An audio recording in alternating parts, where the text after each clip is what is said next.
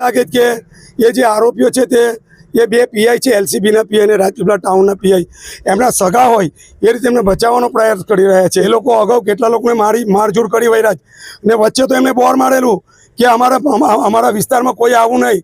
તો શું એ બાંગ્લાદેશનો વિસ્તાર છે તે અમારે નહીં જવાનું? શું પાકિસ્તાનનો વિસ્તાર છે તે અમારે નહીં જવાનું? આવી નુક્કાગીરી કરે તે લોકોને આ લોકો છાવડી રહ્યા.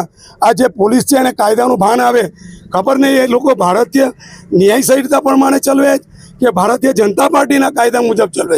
નર્મદાના રાજપીપળા ખાતે જ્યારે એક તરફ મતગણતરી ચાલી રહી હતી ત્યારે બીજી તરફ અપક્ષ હારેલા ઉમેદવારને જીતેલા ઉમેદવારના ટેકેદારો દ્વારા કથિત રીતે મારવાના કિસ્સામાં રાજપીપળા પોલીસે એફઆઈઆર નહીં નોંધતા રાજપીપળા પોલીસ મથક બહાર લોકટોળા એકત્રિત થયા હતા. ત્યારબાદ 108 મારફતે ભોગ બનનારને સિવિલ હોસ્પિટલ રાજપીપળા ખાતે ખસેડવામાં આવ્યા હતા. એ પહેલાં ભોગ બનનારે મીડિયા સામે સમગ્ર ઘટનાની વિગતો વર્ણન કરી હતી.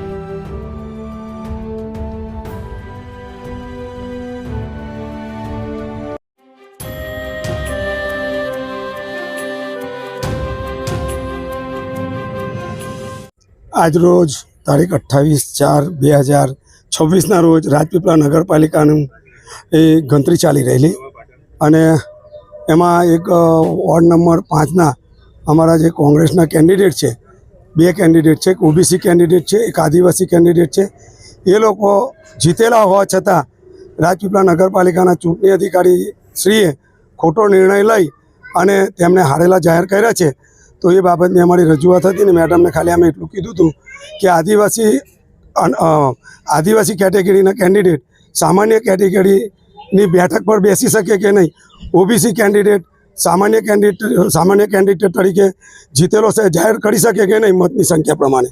એ બાબતની અમારે ત્યાં ચર્ચા થયેલી, અને એ પછી મેડમે કીધું કે કંઈ નહીં, લેખિત પણ આપી દો. અમે લેખિત લખતા હતા. તે વખતે આ રાજપીપળા નગરપાલિકાના પૂર્વ પ્રમુખ કુલદીપસિંહ ગોહિલ એ તે દરમિયાન અમારા પાસેથી પસાર થતા હતા. તો અને એટલામાં જ 7મા વોર્ડનું પરિણામ આવેલું. એટલે અમને બોલતા ગયા કે જો અહંકાર મટી ગયો, એટલે મેં એમને કીધું હતું કે અમે ભ્રષ્ટાચાર અમે તાકાતથી લડીશું.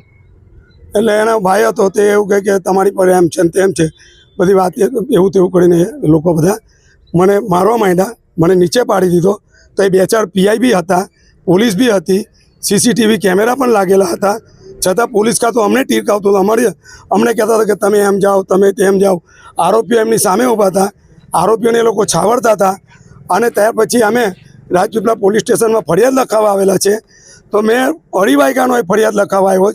વાડીએ ઘડી અમને અંદર બોલાવે, સમજાવે છે, સમાધાન કર દો. મને એવું લાગે કે એ જે આરોપીઓ છે તે એ બે પીઆઈ છે, એલસીબીના પીઆઈ અને રાજપીપળા ટાઉનના પીઆઈ, એમના સગા હોય એ રીતે એમને બચાવવાનો પ્રયાસ કરી રહ્યા છે. અમે કહીએ છીએ કે અમારો એફઆઈઆર ફાળો. તો એ પીઆઈ બંને પીઆઈ એવું કે તમે લેખિત આપો. તો અમારે કહેવાનું કે ભારતીય ન્યાય સંહિતાની અંદર અમારે લેખિત આપવાનું છે.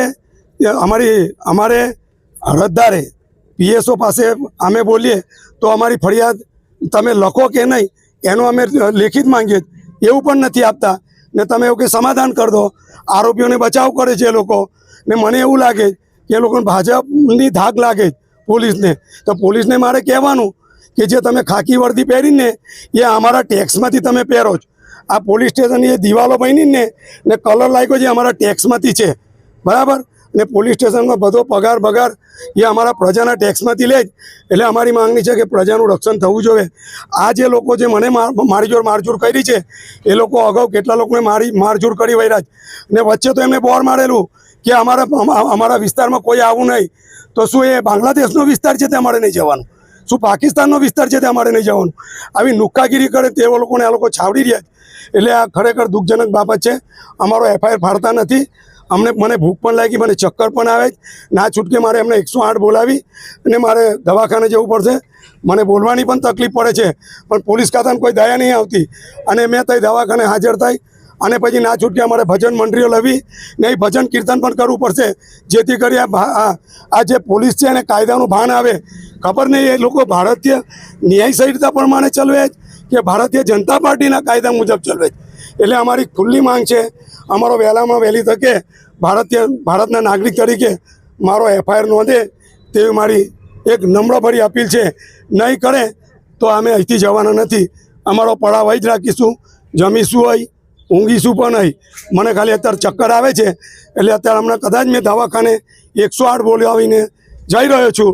પછી ત્યાંથી સારવાર લઈને તરત પાછો આવીશ એવી મારી આ વિનંતી છે ને માંગણી છે.